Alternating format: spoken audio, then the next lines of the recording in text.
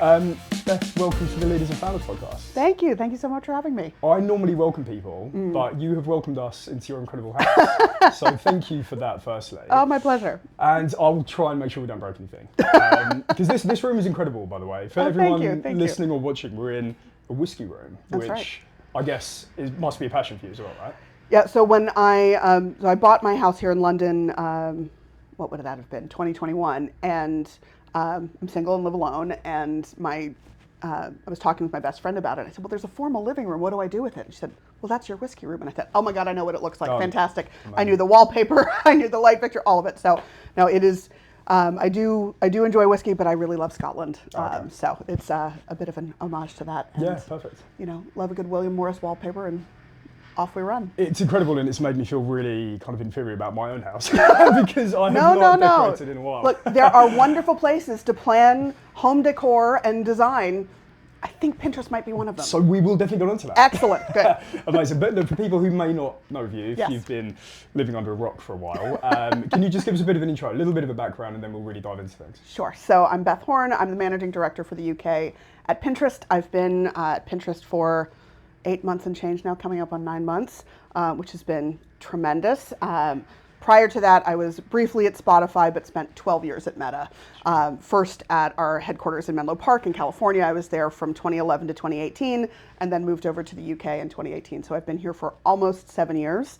Nice. Became a British citizen last summer, which I was quite proud of. Congratulations, welcome. Thank you. So very proud dual citizen. But I've really spent my entire career in online retail. So I started my career in the creative department of Macy's.com in what I would consider sort of web 1.5 era. So really when shopping was first coming online and people were just getting to know of what does it mean to do my shopping online, to be browsing online. And I vividly remember being at Macy's.com on our first $1 million sales day. Oh, wow. And you know, the CEO called everybody into the conference room. You know, there was those of us in New York, there were some people in San Francisco. No video conferencing, of course, because this was a quarter of a century ago. But he brought us all into the conference room to celebrate it. And I remember everyone was really excited and then sort of had this moment of, oh, wait a minute.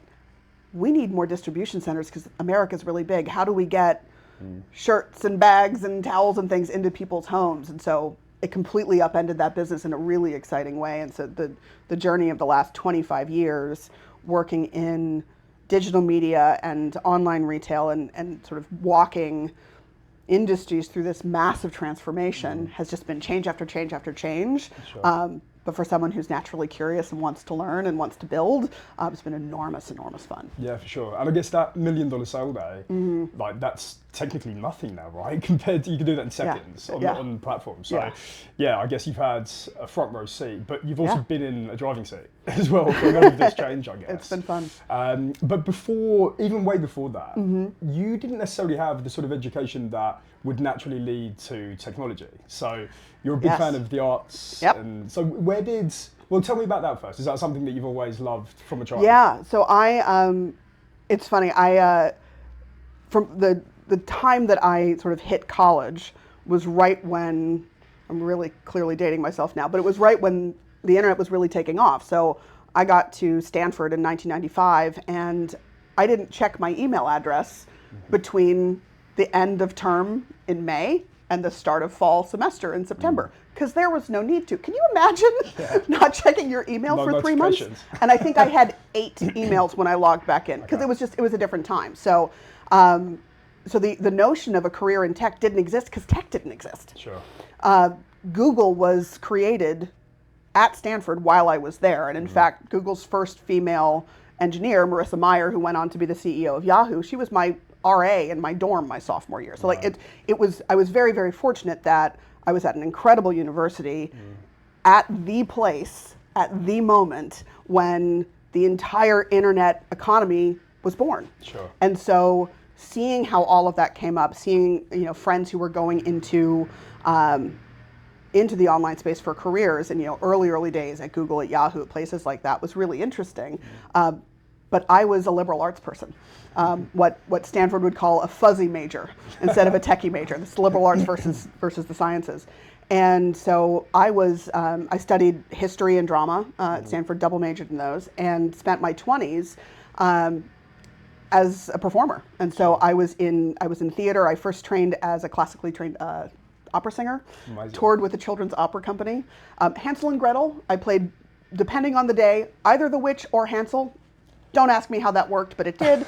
Versatile. Absolutely, right? Yeah. sure. It was for children, they just went with it. But did that and got further into theater. And then when I was in New York in my 20s, I founded and ran a theater company for a number of years and had world premiere shows that I produced. We were reviewed by the New York Times. And so my day job was at Macy's.com. Sure. And so it was slight happenstance that I ended up in what I didn't anticipate then to be this whole thread of a career, but I'm enormously, enormously grateful for that. And so having the arts as part of my background and continues as part of my life now is enormously important to me. I think one of the most important things that people can be, and it's the largest thing that I look for when I'm hiring, is curious.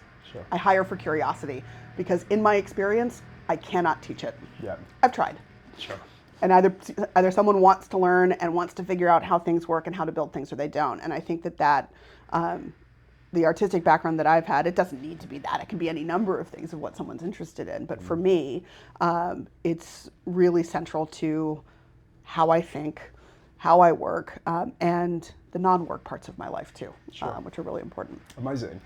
And was there that sort of intersection when you thought, I'm going to have to stop doing the art stuff? Because, it sounds, by the way, being reviewed by the New York Times, that could have had a hugely successful future in itself. But did there come that intersection when you thought, I just don't have time for this now because your career was starting to take off as well? It was a combination of factors. I think I was coming up on 30, which is, is a typical time to blow up your life a little bit, or at least for me.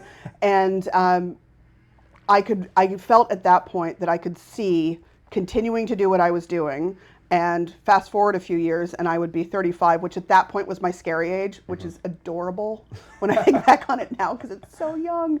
And I'd be in the exact same place. And I didn't want that.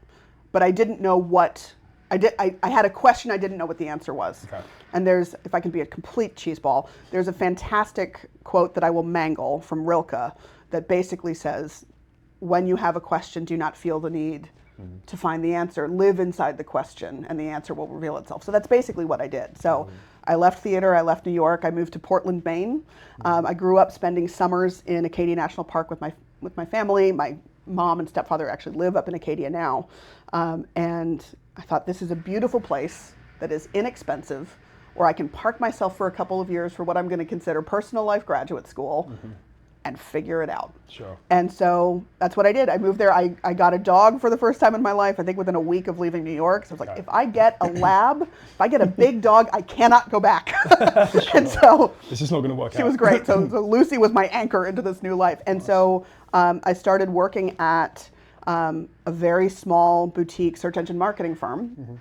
Where I learned a huge amount. I give enormous credit to the founders and the folks who ran that company, who I'm still in touch with now, because that really opened a whole new door. It was building on the work that I had done at Macy's and the work I'd done for my own theater company, because I'd done all of the marketing for it. But it was moving into performance marketing. And from there, after a couple of years in Maine, which I loved, but it's tricky, single, 30, trying to meet people. Difficult. So I didn't have much of a community, and I really missed that. So moved back to Northern California. It's funny, my parents told me at the time, they were like, you know that it's not going to be just like college. I was like, I know, but I literally have 20 friends that are still there. Like, I have no one. This will be better. So moved back to Northern California. I went to a much larger search marketing firm. And from there I moved to Facebook, and from Facebook on to where I am now. I mean, it's like if you wanted to write a CV, you've basically written the perfect CV essentially. But it only works that way if you look backwards. When you're living it, there's any number of different turns that I could have taken, and it's a straight line in the rear view. But that's it. And I think it's funny, like I look back to that original job at Macy's. I was the assistant to the VP of Creative, a fabulous woman named Laura Berkman. And at the time, I wasn't intending to have an entire career in tech or an entire career in retail. It was a day job, but I learned so much from her and so much from that experience, and being exposed to how a brand like Macy's operates. How do they think about getting every single product onto the website? How do you photograph it? How do you style it? How do you promote it? All of that stuff was really, really fascinating. And I was kind of learning a lot more than I realized I was going to. Yeah. And it's funny, there was just I read a book recently that was about the history of Victoria's Secret. And I knew that Laura, my boss, had been an executive at VS. But I didn't know just how deep she was in the development of that company and the development of the catalog and of the relationship with the model. So like it was really humbling to go back and read that. This was like 2 months ago. Sure. And see just how much of an education I was exposed to at that point. And so I think, when I talk to people on my team about career development and how do they think about progression, I think a lot of folks can go to this very linear, all right, I'm this level, so then I need to be that level, and then I need to be that job, and it's this straight line. And I think a better question to ask is just, what are you curious about? Sure. What gives your brain fuel? What makes you lean forward? What are the questions that you want to keep asking? And what do you find interesting? I found retail really, really interesting. I found working within the online space fascinating because it was breaking new ground, right? This wasn't something where there was a roadmap for what it was going to be. This is completely new territory. And I learned I'm someone who likes to build. And so having the opportunity to do that, that's been the through line. That's the straight line. Yeah. But it certainly didn't feel like, oh, well, these are all obvious moves that I make as I go through. No, of course. Exactly. Because I think some people do try and almost build a career around that. You want to work for X fan company. You want to do this. And hey, if that works for you, happy days, go for it. Sure. But I had a different path. I had a different path. Of course. And I mean, mentorship's something which you obviously believe in a huge amount, right? And I think it's, as you mentioned there, somebody that you work so closely with, you just never realised what they'd actually done at the time. She was very modest. Right, She's okay. extremely modest. Which is brilliant woman. That's a great trait as well, right? To actually have. Obviously, that was only 2 months ago, but you really kind of looked at how deep she was. But is that something that you've tried to sort of build into you as you've become more senior and you've led bigger teams and had more responsibility, I guess, as well? Yeah, well, I think making sure that you are sharing and keeping the door open behind you is enormously important, particularly for women in the workplace. Sure. I think one of the things that I did when I started at Pinterest is that I'm not quite done yet. So apologies to the team if I haven't sat down with you yet. I'm trying. But I'm sitting down one-on-one with every single member of the team because I think that's really important. I want them to know me and not just sort of who's this random energetic American lady who's a UK MD who can feel it a little bit of a remove. I don't want that. And I say to the folks on the team all the time, I can't fix what I don't know about. And I also can't recognize what I don't know about. So I want to be able to be plugged in with who everyone is. It's not just work. Work is one part of what we do. It's an important part, and it's where we spend the majority of our working hours. Sure. But it's also just a job. So who are you outside of that? What's the life that you want to have? What's the experiences that you want to build? I think that's crucially important. Yeah, absolutely. And have you had leaders in the past who maybe haven't really acknowledged that they look at it more like a kind of a 9 to 5? And I mean, mileage is going to vary. I mean, I think there's different managers that you've had throughout the career, but I've been incredibly fortunate to work for really thoughtful, kind people who care. Yeah. And I think that's the single most important aspect that you can have as a people manager is to genuinely care. That doesn't necessarily mean that you're always going to tell someone on your team what they want to hear, or the answer that they want, or if you want to be promoted that day, that it's going to happen that day. That doesn't necessarily mean that. But do you show up with care? Yeah. Are you human when you're delivering the hard conversations? Because those are crucially important. And I think one of the ways that I've had it put to me before at a previous job, which I thought was really insightful, the longer you wait to have a hard conversation or to provide that feedback, the longer you are denying someone the chance to grow. Right, sure. Yeah, right? Exactly. And so if it is done with care and understanding and humanity, don't necessarily need to agree on all of the decisions, but you're always going to know where I stand. Sure. And so, the first day, literally my first day at Pinterest, I said to the team in an all-hands meeting, I said, look, I will be as transparent with you as I possibly can be up until the point where it's not appropriate. But I will tell you anything that I can, and I will always provide that. You may agree with me, you may not, but you're going to know where I stand. And I think that's crucially important. Well, as you said, people need that for their own development, right? Absolutely. They can't just hear, yes, you're doing a great job if you're not, or if you can make improvements, right? So, everyone's got growth opportunities. Yeah. Everybody. I do. it's humanity. Like, if we're not growing, then we're stagnant. And so I think, making sure that we're being thoughtful about not just what are the opportunity areas where it's like, all right, this is what the table stakes are and you need to rise to that, but also what are the strengths that you bring that if we leverage those more, oh my gosh, look at how you can take off. Yeah, sure. And so I think that aspect of growth and development is really energizing, but you got to be able to talk about it. So yeah, having mentors, having a coach, I think is crucially important. And I guess it's also intrinsically sort of knowing yourself as a person, knowing that, cool, I should actually be leaning into this opportunity because I can personally grow as well. You can't make someone grow if they don't want to, right? So you have to have the mindset too. And I guess speaking of growth, look, we have to talk about 12 years in Meta, right? It's a long time with one of the most recognized companies in the world. What was that like? And that ultimately has led you here to Pinterest. Well, here to London, firstly. Yes, indeed. And obviously to Pinterest. So in as condensed version as possible, tell me about your entire 12 years at Meta. Oh, yes. Tiny little quick story. It was a really tremendous experience that I will be forever grateful for. I think it was to have an opportunity to work at a company like that at the moment in time when I did was a profound gift. Sure. And so, when I started, it was about 600 million monthly active users, something like that. I think I was employee 1,700 or something like that. By the time I left, 12 years later, out of 70,000 employees at the company, only 400 had been there longer than I had. Really? Wow. So I saw a lot. There was a tool where you could check that. And believe me, everybody checked that. What's the metric science? Exactly. We like a number. But I think, a couple things that I really took from those 12 years there. The single most important was the people.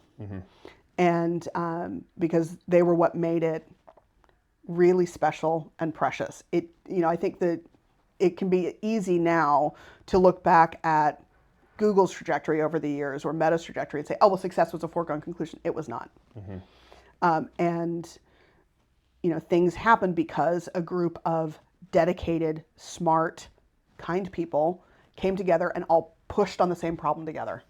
And so having that way of working was extraordinary. And that's exactly the team that I'm building at Pinterest. Sure. And that's the experience that I get to have every day when I come into the office on Great Portland Street and roll up sleeves and muck in with the team on what we're looking to drive and to deliver. So the importance of the people around you, it sounds really obvious, but it's the culture of building and of collaboration is really, really crucial.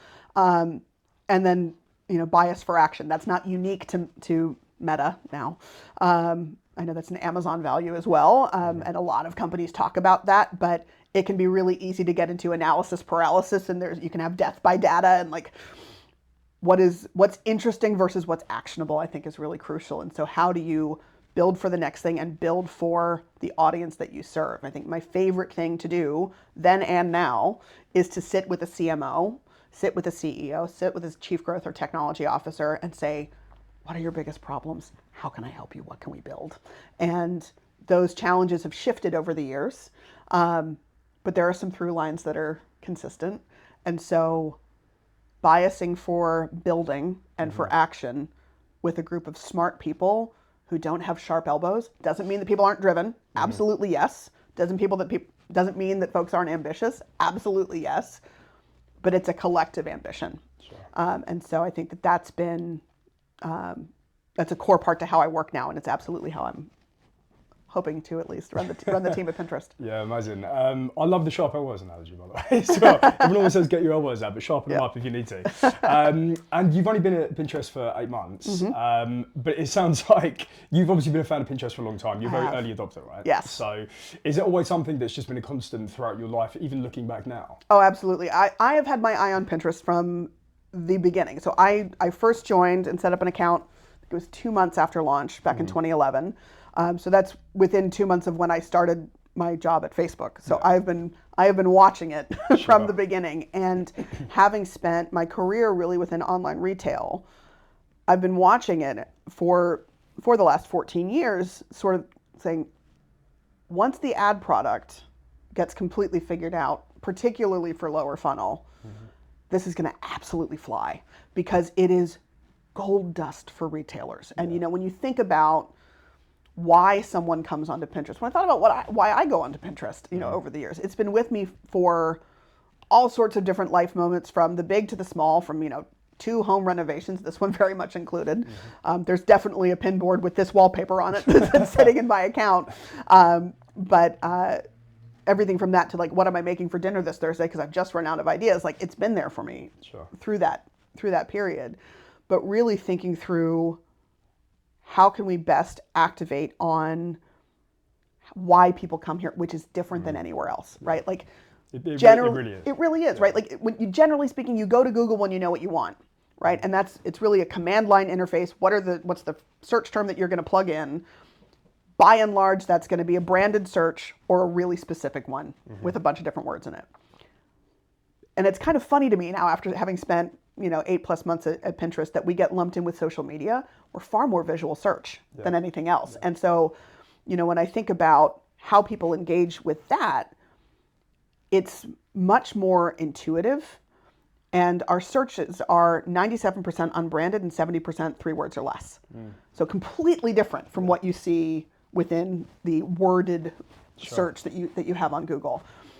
And the mindset that people bring to the platform, you are showing up intending to be inspired, intending to shop, intending to make plans, intending to take an action. And that's different from, all right, this is a transactional thing where I already know what I want. What's the quickest path to get there? Or sort of leaned back, entertainment, doom scrolling, what's the meme of the week that's going to catch my attention, maybe, right? It's a very different thing. And so, having been a pinner for 14+ years now, as I saw the product development that's happened over the last couple of years, really since our CEO, Bill Reddy, joined, you know, having been the former head of Google Shopping, there's been some really clear product developments that have happened off the back of that. I was really leaning forward in my seat.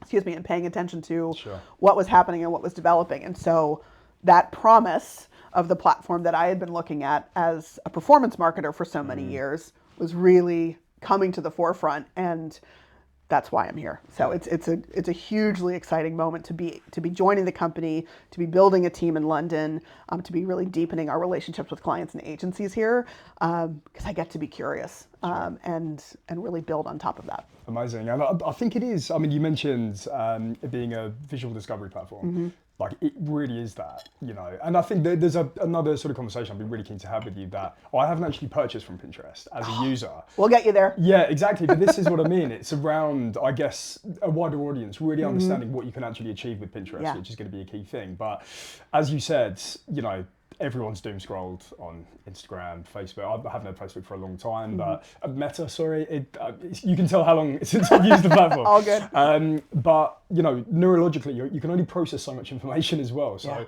why put garbage into your head when you can go somewhere to be inspired, right? Yeah. I've been using it a lot recently. We're looking at decorating our house. Excellent. You have put me to shame instantly the second I walked through your front door, by the way. So I massively need to up my game. It's just inspiration. Technically, I'm inside Pinterest right now. So do you know what I mean? In so many ways. Exactly. But what do you think Pinterest has to do? You know, in terms of, you've obviously joined because you're extremely curious, you know, but I feel as a user, there is still so much more that I could do with the platform. Absolutely. Is that something that you're really looking to sort of get people to embrace more, I guess? Absolutely. So I think, you know, when we look at the audience that uses Pinterest, there's really sort of 3 cohorts within that. There's our pinners. So the ways in which you're using the platform.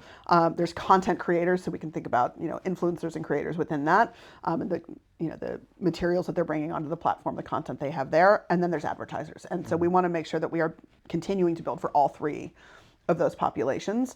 But there's been a lot of work that's gone into making the platform perform the way that people expect it to. So, you know, the far and away what people tell us why people tell us they come to Pinterest, it's to shop. Sure. And because of that different mindset from what you see on other platforms, there is a different kind of interplay between organic content and advertising content. They're equally important. And so when you have relevant content, and so where you have a feed that is going to be based on all of the signals that I give the platform and what it knows about me and my taste and what I'm looking at and what I'm pinning and the boards that I'm making and the collages that I'm creating, it's incredibly relevant to me. So we want to make sure that we're continuing to double down on that. So there's things like having different filters for hair type. So if you've got curly, coily, kinky hair, it's not really helpful if everything that you're seeing in your feed about hair care is on, heads of hair that are pinned straight. Yeah, sure. Pin straight. Apologies. There's so many pin puns in my head. It is an exhaustive list. That's my first one. I'm going to see how many we can get out. All right, that's one. Okay. That's one. But it's really important that people feel seen.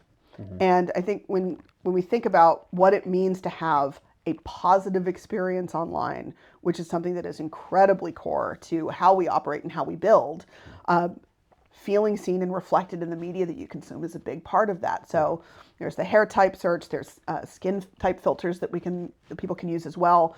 And again, it's about seeing yourself reflected and having that positivity at the core of the user experience is not new.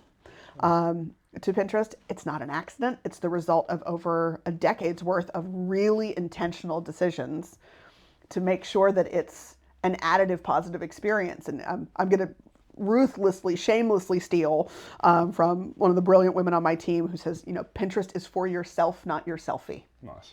Right? Because it's really evocative of what the experience is, because it is not performative. It's not, here is the version of my life that I'm going to put out to the world with a filter and who knows what else. But it's for you. It's just what's inspiring you. What are the plans that you want to make? What's the life that you want to design? What's the whiskey room you want to sit in? Like all of that, right? But that's for you. Like, I didn't create the board for this room for anyone else, but it was for me. Yeah. And it was images that were going to inspire me. And then it was a shopping list that I absolutely went through and, Here we are. That was on Pinterest. That was on Pinterest. There's a lot. And this wallpaper is actually in one of the Pinterest offices, right? Is it I swear I didn't know it when I did that at the time. I don't believe you, but go on, give me your version. So I bought this house in early 2021. I didn't start at Pinterest until June of 24, and we didn't open the Dublin office until April of 24. So I have receipts. Okay, fine. But what happened was I went to Dublin for the first time. What would that have been? Last summer at some point. And I walked in. There's this fantastic, it's a gorgeous office. I have complete office envy of our Dublin colleagues. But there's this incredible central area with a bunch of different kinds of seating, and it pipes in different sound based on the weather outside. Like, it's magical. Oh, wow. Our office teams are extraordinary, best in the business. And I walk in and I looked around and I went, that's the William Morris Whiskey Room wallpaper. Okay, I'm literally at home. So if ever there was a sign from the universe that I was in the right place, that was it. That was it, yeah. Determinism at its finest. There you go. And I think one of the things that I read as well, I can't remember the exact quote, but it's that it's almost like the milestones of your life as well, Yeah. And everyone has, I guess, had those sort of vanity moments where you think, oh, I feel like my hair looks quite good today. I'm going to take a picture. Like, who actually cares? Because all you care about is getting feedback and getting feedback from other people. But my wife is a huge Pinterest fan. Amazing. And when we knew that we were going to be speaking and meeting with you, we sort of looked back at all of the kind of boards and pins and everything. And it's every stage of your life, through from, I've got 2 young children, decorations of their rooms. Although it is a stark reminder that I haven't actually nailed anywhere close to what we plan to do.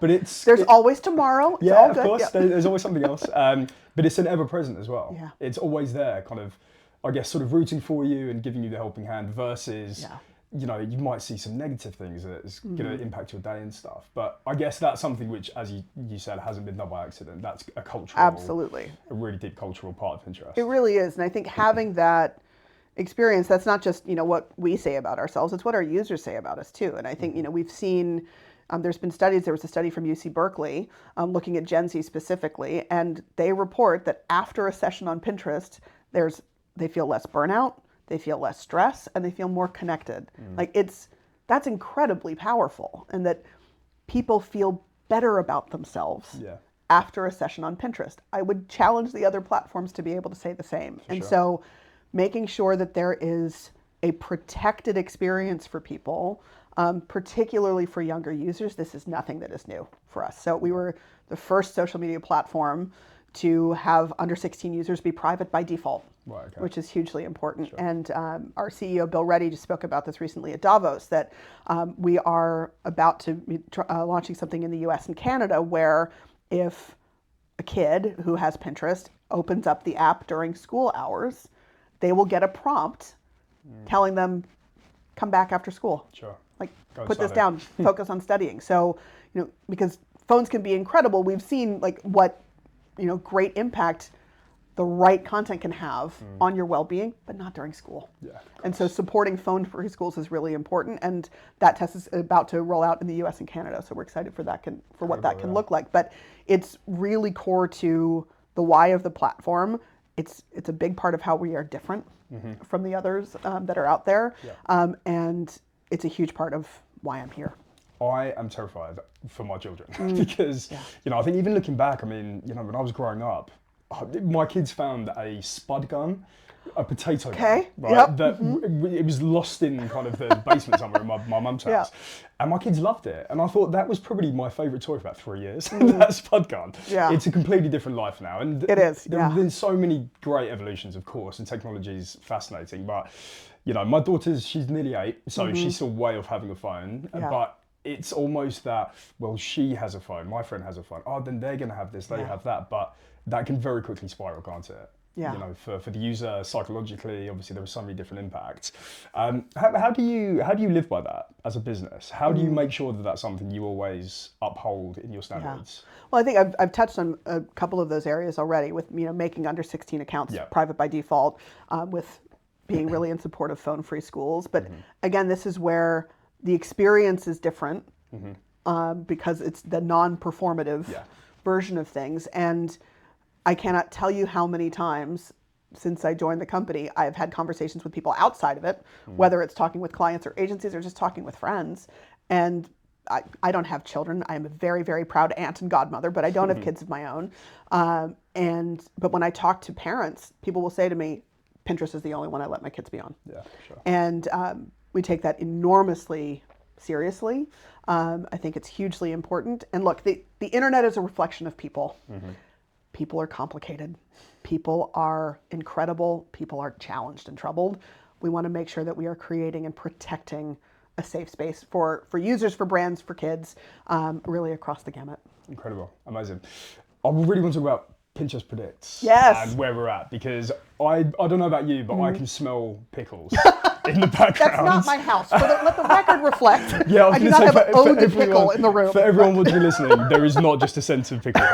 We have a nice bowl of pickles, which is obviously on the list, along with cherry, of course, as well. So we brought a metric ton of cherries as well today. And to my team at the office, I promise I'll bring them in. This is me keeping myself accountable that my favorite Haribo is not just going to stay at the house. It's definitely coming through. I tried to go for fisherman aesthetic today, gave up. I was like, it's not going to work for me today. I'm in goddess complex myself in a gold jumpsuit for those listening, so there we are. It's an amazing jumpsuit. Thank you. Where did that sort of come from? And, how was that evolved? I know you've only been there for 8 months, but obviously it's something I guess you've seen from very early days. But absolutely. It's just fascinating and really inspiring as well. It makes you think about different things. But tell me a little bit about that, how that comes around, and a bit of the backstory. So Pinterest Predicts, this is one of my favorite toys that we get to play with at the office. So this is our annual sort of not yet trending report of the trends that we see that we really think are going to be sticky and persist over the coming year.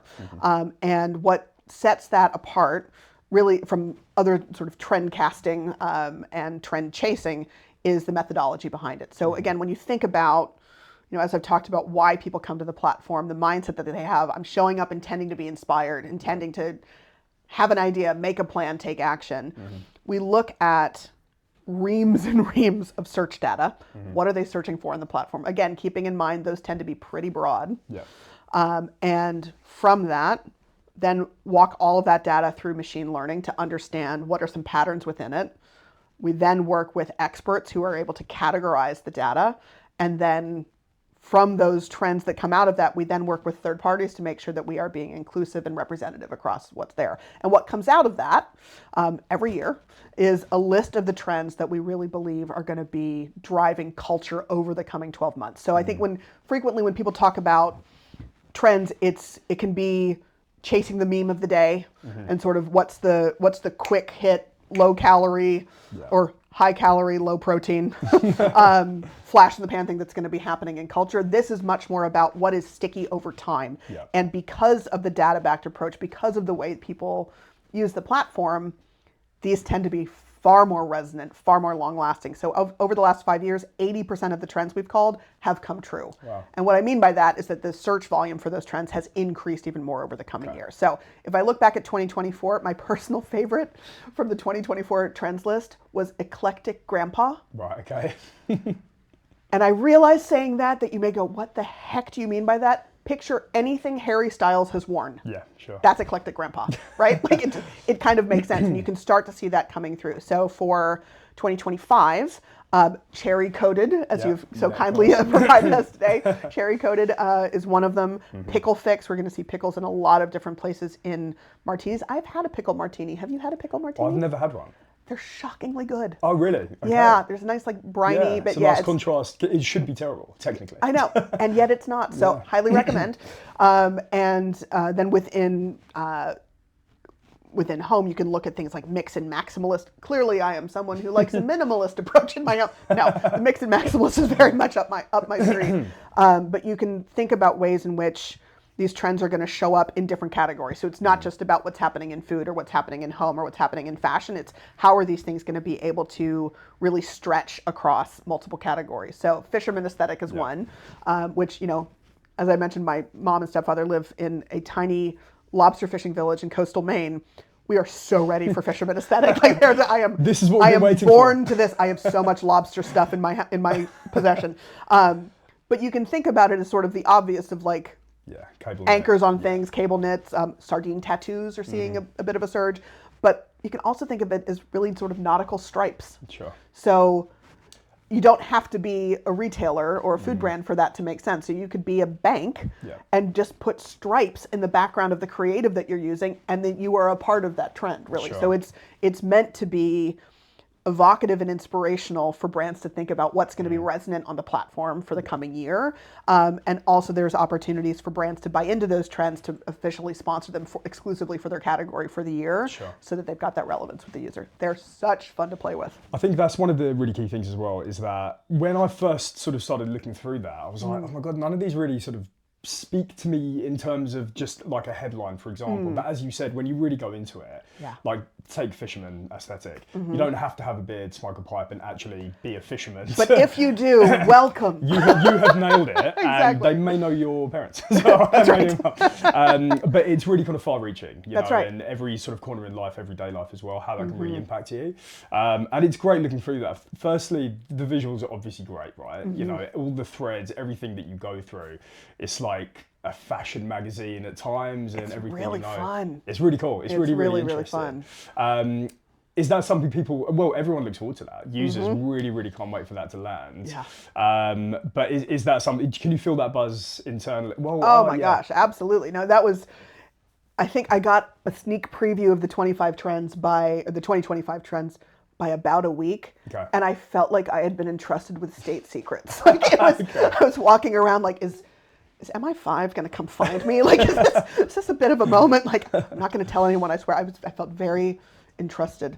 But no, it's a big moment for us as a company. It's a big moment for the team. Our creative teams in particular, they do such phenomenal work bringing those trends to life with our brand partners.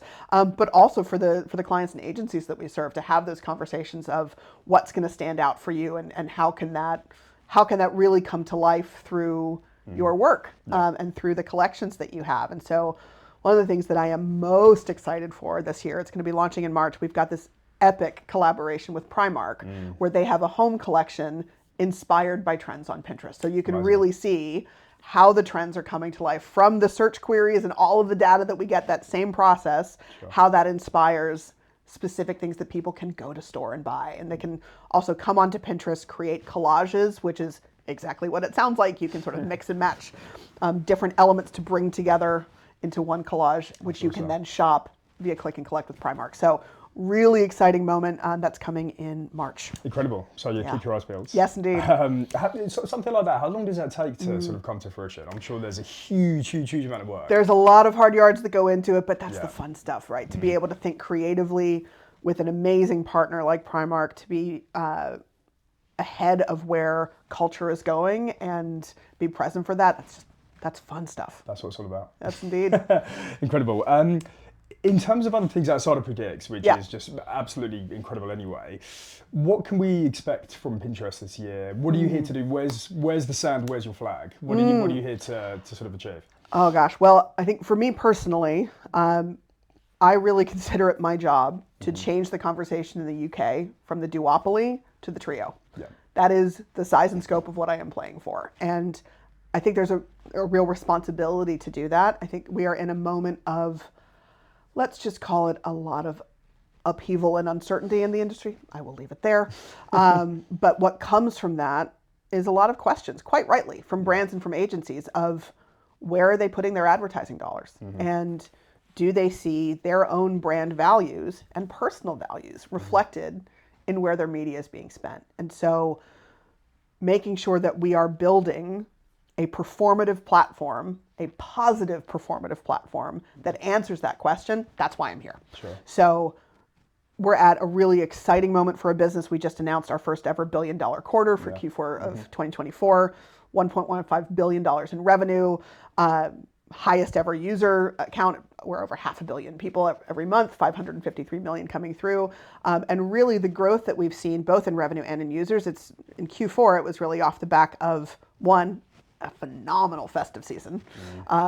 People come to Pinterest to shop. That is the absolute pinnacle of the shopping moment of the year. And we saw that reflected on the platform, but also in the product development that we've launched within the last year, really focusing on lower funnel performance products. So if I rewind the tape a little bit, historically, Pinterest has been seen as very upper funnel brand focused, right? So brand awareness, product awareness, but really at the top of the funnel.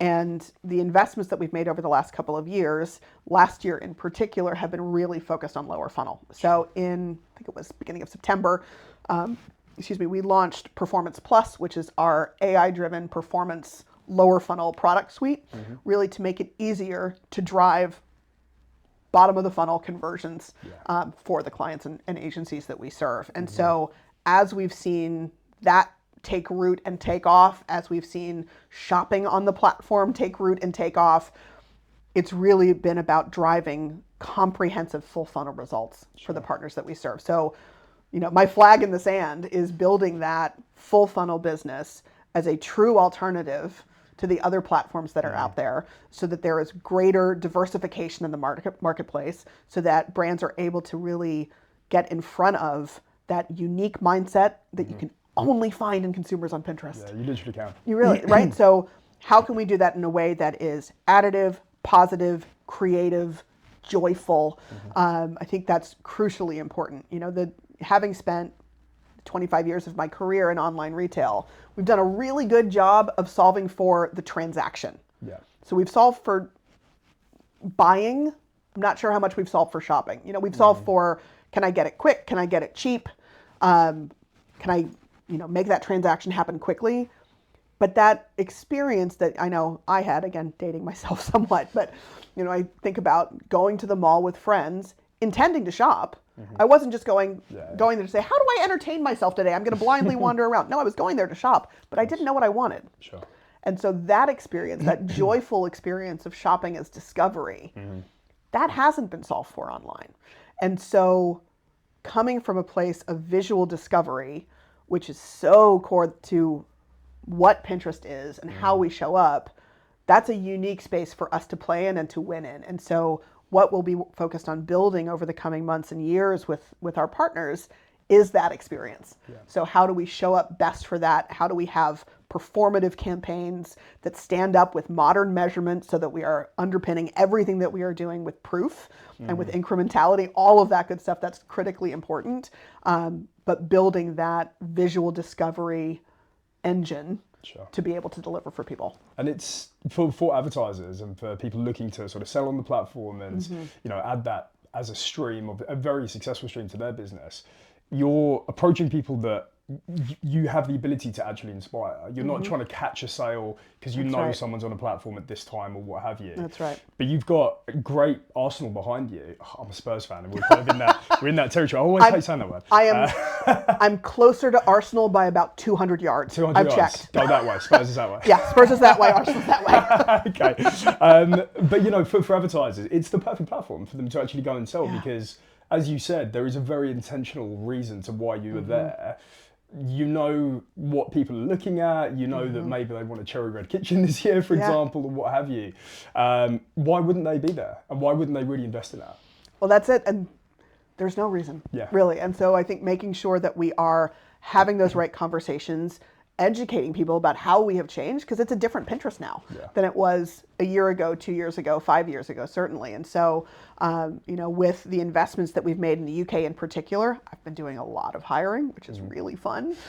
We've been making a lot of investments in my team. We've been making a lot of investments in our agency team because the agency community is so critically important. They are our most valuable partners.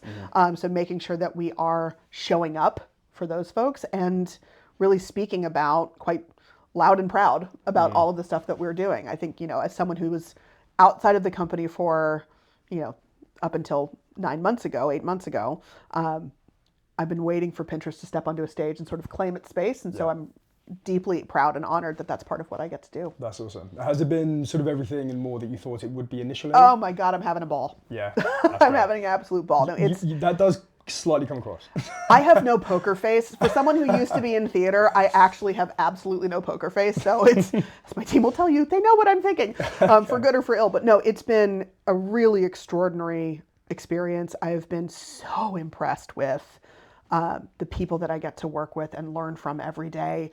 Everyone from our phenomenal leaders and C-suite through to our security guards and the brilliant people who help feed us in the canteens. Like, it is a really special group of people. I take that 0% for granted. And so that's been really, really extraordinary. And, to be in a role like this, getting to lead such an important region like the UK, and to get to put my fingerprints on that a bit is just a gift. So I am still in pinch me mode. Nice. And almost very a great. second one. Oh, Almost that's a two. second one. That was two. That's two. No, it is. That's two. We'll count that. Take that. We'll chalk that two. up. Yep. But I mean, look, it's in quite a few words, right? So It is. I won't know what that's yet. I'm not even the worst. There is a woman on my team, Caroline on my team, who has all of the pin puns. Okay. These are hers coming out through my mouth. She will be the first to tell you. Oh, awesome. And I mean, look, in terms of leading this region as well, right? So you've just got citizenship quite recently. Yes. What was the transition from leaving extremely sunny California to fairly, let's face it, grey and drizzly sometimes London, especially today at least anyway? Yeah. What was that like? And I assume you like it here. I do, yes. If I didn't, I've made a terrible mistake. No, I am one of the strange people for whom I actually really prefer this weather. Okay. So, I mean, my running joke with my friends and family is that I'm basically a Viking. So my mother's side of the family is from Sweden. My dad's side of the family I can trace back to Scotland in the 1600s. Sure. So I am made for the cold. I am basically Elsa from Frozen. So winter is my favorite season. I will deal with summer. I like spring, but no, I quite like the moody bits. Yeah, nice. It's and I have, for whatever reason, there's not a lot of logic behind this, but from the first time I came to the UK when it was like a week after my 18th birthday, I couldn't explain it, but it felt like part of my life was waiting for me here. Sure. And I couldn't put much more logic to it than that. And it took another 3 odd years before it became my life. But it's been an amazing almost 7 years here. I was very grateful in the transition over that I had someone tell me that trousers are trousers and not what I used to call them. Yep. Sure. And that yeah, right does not mean that you've got something in your teeth or a mean look on your face. It's literally hello. So it literally is. Helpful phrases. My all-time favorite though is it's not ideal. It's not ideal. Yeah. Oh, I love it unreservedly, because to an American it means, oh, I've got a hangnail, not a big deal. But to a Brit, it's the apocalypse. Yeah, I love it so much. It literally is. Heaven. I think there's so much nuance, obviously, with language, right? And it's how the difference is. I say that all the time. You know, oh, I've just crashed my car. That's not a deal, is it? You know, do you know what I mean? With a bit of humour. Completely opposite to how an American would use it. Oh, it's heaven. I love it. That's awesome. And Scotland as well. Yeah. People can't see this, but there's an incredible photo that you've taken, which is on this side. Yeah. Is that somewhere you always go? Is it you frequent regularly? And oh, I do, and it's I mean, the not so sneaky secret is that I've moved to London as a delivery mechanism to get me to Scotland easier, because the commute from California was terrible. Sure. But no, I first went, 7 years ago, 8 years ago. I've been, I think, 20 times since. I try to get up a few times a year if I can. Sure. But no, it is a favorite holiday spot of mine to go to a place with more sheep than people. Nice. With very big nature where I can feel very small. Yeah, sure. I'm half Welsh, so fabulous. the sheep thing is deeply ingrained in the family. My dog is from a sheep farm in Wales, so there you go. Oh, right, okay, nice, good stuff. And I also have a golden retriever as well. That's right. So all the best people do. best breeds, thank you. Come on, give me There some. it is. Thank you. What's obviously just going back to the art stuff, because that was such a big part of your life as well. I'm assuming, well, you obviously sing a lot. It's something which I imagine you're still kind of fully immersed in personally. Yes. Is that something that's always going to be there? It's never going away? I hope so. I think it's, so a little bit of context for that. It's not just me wandering the streets of London singing aloud. Sure. But no, I sing with, and I'm a trustee of the Crouch End Festival Chorus, which is a group that's been around for 40 years, just had our 40th birthday in 2024. And we perform, it's a symphonic chorus of about 125, 130 people. And we perform at everything from proms at Royal Albert Hall to Wembley Arena to, I think our next concert's in, I'm going to get this wrong, April in Alley Pally, which is just up the street. Sure. But really a tremendous group that I joined coming on 2 years ago. So having that as part of my life is something that I protect like crazy. And I didn't always. So having spent my 20s into the beginning of my 30s in the performing arts, when I moved back to California after those couple years in Maine, I rejoined a symphonic chorus that I had sung with in undergrad. It was funny because it was the same chorus, same conductor, same building, same room, same night, same time. I was like, is this 1995? What just happened? Hang on. But because it rehearsed on Mondays and I was traveling about 50% of the time for work, I had to drop out because I couldn't consistently be there. And so having joined Crouch End Festival Chorus when I was taking a year off after I left Meta, I was able to really protect that time. And now, in a very big job, I'm even more protective of it because I know that I am happier, I am more productive, I'm a nicer person, and I'm much more fulfilled when I have that space for things outside of work. And so, I started at Pinterest on June 24th. A month later, I told the team, great, I'm off for the afternoon because I have to go to Royal Albert Hall because I'm singing in the Verdi Requiem tonight. And it'll be on the BBC on Friday. So you can see a corner of my mouth for about 3 seconds because there were 200 singers, to be fair. That's a great 3 seconds, though. It was really fun. Probably the best. But yeah, it's sure. But it's something that is so important to me to protect because there has to be life inside of your life and not just work. And I think one of the things that I experienced, I think partly because of the age that I was at the time, and also the moment in time for the company, but when I was in I'd say the first half of my time at Facebook, I didn't put any boundaries up between work and life because I loved what I was doing and I love it. So why would I want to have any boundaries? And what do you know? Burnout came up and I nearly quit. And I'm very glad that I didn't. But when I sort of thought about it again, I thought, well, maybe rather than blowing up my life, I should see about working in a way that's more sustainable because literally no one was asking me to work that way. Yeah, sure. And there's always going to be times where stuff comes up or it's busy season or it's the peak of Q4 and you're working with retailers and they need to deliver a really good Black Friday, Cyber Monday. That's different. Yeah. But if a Tuesday in February is the same way, always, that's a problem. And so I am more driven, more ambitious, and I've got a more complex job now than at any other point in my life. Sure. And I am so much better about ring fencing what that is and protecting the stuff that's outside of that, whether that's time with friends, time with my family, time singing with the choir, which is great fun. I've got rehearsal tonight. Right, okay, amazing. Yeah, perfect. I think that's That's a hugely important message as well. Yeah. So thank you for actually sharing that. I found it myself as well. I mean, we started our business 5 years ago, just before COVID, like 9 days before the first lockdown, which was, it was challenging. There were loads of things in there. I had a 3-month-old son. Oh, gracious, yeah. Love my family. Probably saw too much of them for that year. Like day to We day. all had a lot of togetherness, whether we wanted it or not. Yes. Exactly. But I think there have been so many times that, and I feel really guilty sort of mentioning it, but you sort of I say to my son, I can't now, like I've got this one thing to do. And fair enough, some stuff might be critical or it's going to ebb and flow, sure. But there have definitely been times when I've neglected what actually makes me happy, I think. And I think everyone has as well. Yeah. What would, I guess, just advice for people who maybe feel like they are going through that? I guess some might depend on where you're working. For sure. If you don't have those opportunities because of where you work, maybe you need to sort of reassess just if that's going to be the best place for you longer term. Yeah. But from a personal perspective, in that moment, what did you do? Was it a case of just reconnecting or having conversations, I guess, with mentors? And so I think a lot of it actually came down to the single best training workshop I've been to in my career, which was from a company called the Fast Forward Group. I've worked with them twice now, including once very recently with my team at Pinterest. And a lot of the work that they do is around what is a bold vision for the life that you want to live. And so you stand a year out in the future and you look back on the year that you just had and you say what you did.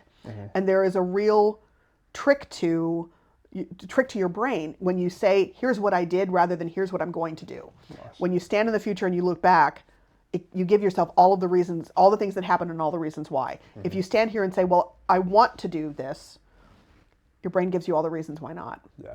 And so what I did was I sat with that insight that I was gifted from this incredible training that I had been a part of, and just thought about my life. Yeah. What are the experiences that I want to have? What do I want my life to look like? At that point, I thought, well, I really want to buy a house. And that can feel really daunting versus saying it's December 31st, whatever it would have been, 15. It's December 21st or 31st, 2015. I'm sitting on my couch in my living room with a fire in the fireplace in the house that I have designed, that I've bought and designed and made my own, and I'm so proud. Sure. All of a sudden, that's a much more powerful image to go to. And so when you think about what do I want to be able to say that I did at the end of this year, professionally, personally, within your community, what do I want to be known for as a leader? Hugely important. And then you can be intentional about it. And so without that training and that sort of vocabulary for how to think about it, I wouldn't be living in the UK. Because it helped me say, like, oh wait, this is an experience that I really want to have in my life. If I'm not intentional about creating space for that, it's not going to happen. No one's going to really come up to me and say, Beth, would you like to move to London next week? Because we've heard from the fact that you've never told anyone this, we've heard that this is something that you like, but you've got to sort of open yourself up to it. And so having that as part of how I think about things, that's what's changed everything. And so that's a process that I do every year. I write a new vision statement every year, sitting at the end of the year looking back. And I remember in my 2019 vision, I realized that as I was writing it, I was like, all right, it's December 31st, 2019. I'm sitting in Edinburgh, and I'm sitting in a room at the Shomer, which is my favorite little Airbnb place to stay in Edinburgh. And I've gone to the Hogmanay Torchlight Processional. And so I wrote that in January, and I thought, well, hang on. If I really want to do that, I should look into that. Yeah. How do you get tickets? When do tickets go on sale? When can I book the room that I want to get because it's going to be limited? And so I actually did the thing. And so I was sitting in that exact room, in that exact city on that day. And thank heavens I did, because that was the last Torchlight Processional through the streets of Edinburgh for a couple of years because of COVID. So it's a powerful thing if you have intention around it. And I think it can be really easy to feel like your life and your career is something that's happening to you. But all of us have agency in it. And I think with career development in particular, I mean, my team will laugh at this because they hear me say it all the time, no one will ever care more about your career than you. And so it's not up to your manager to determine what that is. You are the architect of your career, but they can help you to draw blueprints. Yeah.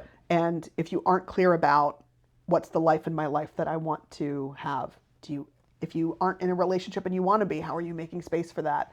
If you want to travel a lot, but you aren't. How are you going to plan out your PTO over the course of the year so that you know when the time is that you're going to use it? Plan the work and work the plan. Yeah. Are you familiar with Tara Swartz? I'm not. No. She's a neuroscientist. She's incredible, but she speaks a lot around cognitive magnetism, i.e., scientific manifestation. But and the whole sort of vision board is something that I do as well personally. But you can't have a vision board without action. You actually have to make yourself, or actually put the effort into actually make it happen as well, right? That's right. Because if not, they're just pipe dreams. That's I right. suppose. And yeah, as you said, everyone, it's your life. That's right. Make it what we you get want. one of these. Make it fun. Make it enjoyable. And there's very few decisions that you can make that aren't unwindable. Yeah, sure. Right? Like I am utterly in love with what I get to do and the privilege of the role that I have. And there will be a job after that, and there will be a job after that. So how can I get the most out of this experience, to learn as much as I can, to grow as much as I can, to stretch as much as I can, so that whatever comes next, I'm that much more ready for. Yeah. And it's, that straight line of the career that you said, it looks like, oh, all of this stuff is really obvious. I don't know what the next thing is going to be. And that excites the hell out of me. Yeah. Because it's for the way I am wired, that's how I need to show up into the world and how I need to show up into my career. I want to build into something and into a space that is new. Sure. And there isn't a playbook for it. There's not when I think back to the early days of search or the early days of social or what we're doing now, there's not a playbook for it. Thank heavens. If all of the answers were there, it would be terribly dull. Yeah, but so to, live inside those questions, to be curious and to care about it and then get to build from there, that's the good stuff. That's awesome. And look, hugely empowering to hear someone, in such a senior role as yourself, actually encouraging your teams to do that, and thankfully, definitely en masse. I think gone are the days of the, kind of 30, 40 year ago, iron fist rule. It still exists, of course. It does. Don't get me wrong. It ain't me. Yeah, for sure. No, that's absolutely incredible. Yeah. I think that's why, kind of little thread, I guess, into having more diversity within the workplace, especially at leadership as well. Yeah. You just have so many different approaches, different mentalities, and that's what I think makes, really great blended teams as well. Yeah. Obviously, females in technology, females in leadership, is that something that you've always been trying to promote and absolutely yes. Yeah, I knew it was, yes, but No, look, I went to. I'm a very proud product of an all-girls high school education. I went to the Ellis School in Pittsburgh, Pennsylvania, where I grew up, and one of the things that gave me was there was always a sense of, well, why not me? Why wouldn't I put myself forward for whatever it was? And so I give huge credit to the incredible education that I had there. Thank you to my parents for making that possible. But no, I think encouraging women in leadership, women in tech is hugely important. But beyond that, you have to have a diverse team. If you are building for the size and scale and scope of humanity, if you do not have a team and a leadership team that reflects the community that you serve, you are not going to build the right stuff. So even if you were just being mercenary about it, right? Businesses that have that at their core perform better to the bottom line. And it's just a better experience for people. I have this much of a window into the world based on being a cis, straight, white lady from Pittsburgh. There are so many other billions and billions of other perspectives that are hugely important. And one of the moments that I've been proudest of in my time at Pinterest is when there have been people on my leadership team who have said to me like, oh, hey, actually, the way that you're interpreting this is actually a cultural difference. Not necessarily British versus American, but just this is something that you're not aware of. Let me put your eye on it. Okay. Thank you for telling me. Always tell me, because I've learned something. My world just got bigger, and now I'm going to have a better understanding of that. But if the room isn't diverse to start with, if everyone looks like me, thinks like me, first of all, God help us.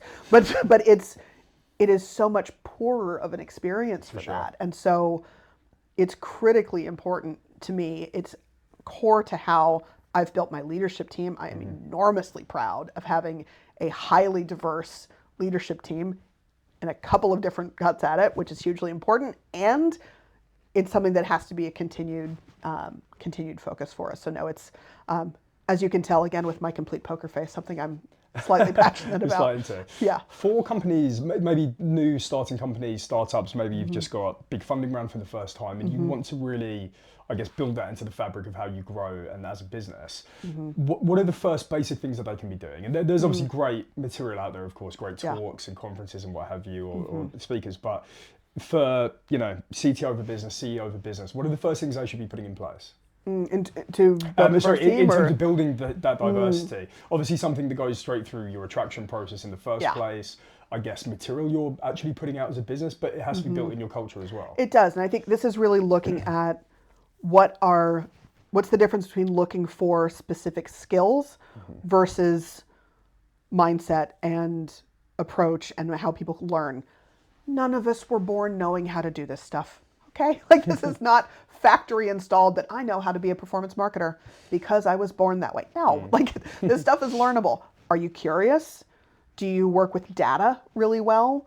Like, I used to describe when I was hiring, I still am hiring account managers, that the best account managers I've worked with, and I say this as a former one myself, it's kind of like they're given an antique watch and they need to take it apart, put all the different pieces of it out on the table, understand how they all work, and then they're going to put it together better.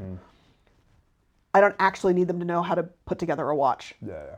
But does your brain work like that? Sure. And that can come from a lot of different places. I mean, I'm evidence of that. My degree is in drama and history, or as I like to put it, pretending to be other people and things that happen to other people. And I'm an executive in tech. Sure. Right? Like, it doesn't need to be that exact linear thing. It's thinking creatively about skills rather than specific experiences. And this is also where, statistically, this has been proven in study after study after study, women tend to go for jobs when they hit 100% of the things listed in a job description. Men tend to go when it's 50%. Yeah.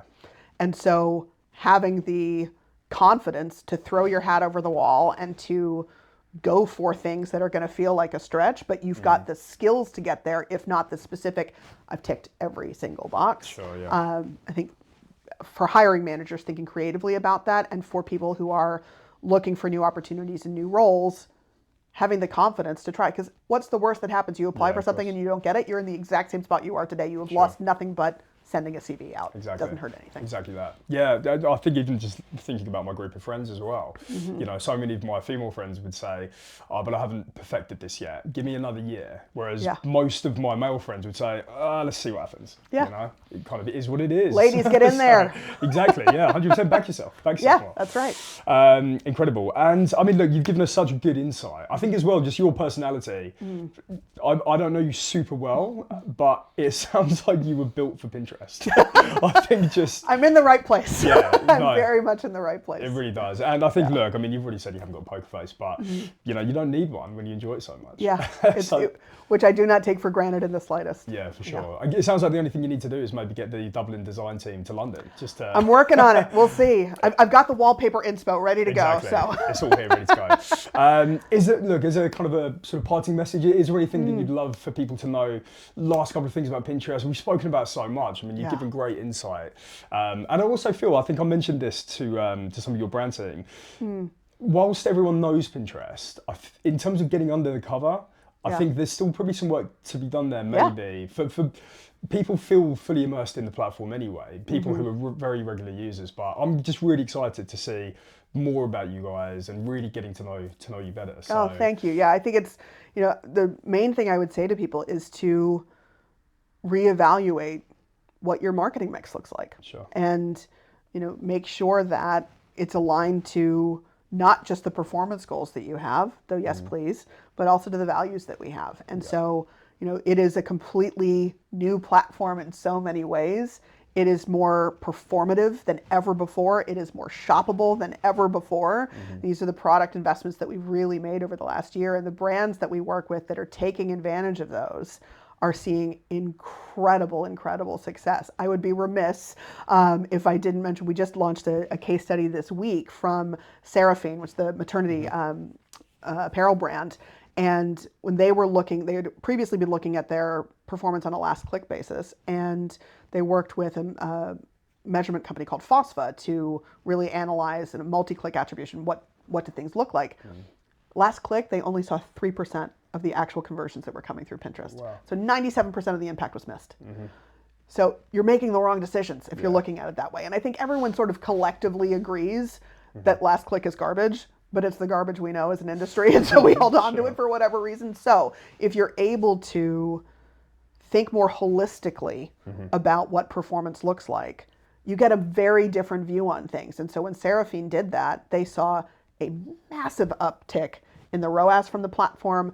Huge, they increased their spend 7.5x year on year because of the performance. That's not because it's just a nice to have, that's because it performs. And so making sure that when we haven't been seen as the performance platform in the past, that this is a yes and. This is not that brand has gone away, but how we can bring together both brand and performance to really fundamentally drive the bottom line for the clients and partners and agencies that we serve.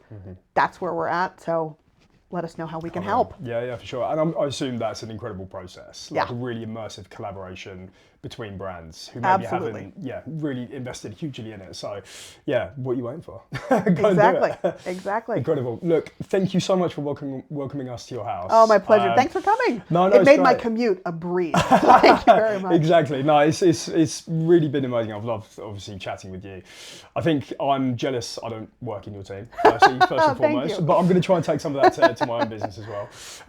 But yeah, look, I think it sounds so exciting, and I'm sure Pinterest have got an incredible leader who's going to do some great things. So thank you. Best of luck with this year. Thank you. I need to get my nails done cherry reds. There you go. Eat some pickles. So yeah, I think we're right here. We're good for pickles. But yeah, thank you so much. Terrific. Thanks for having me.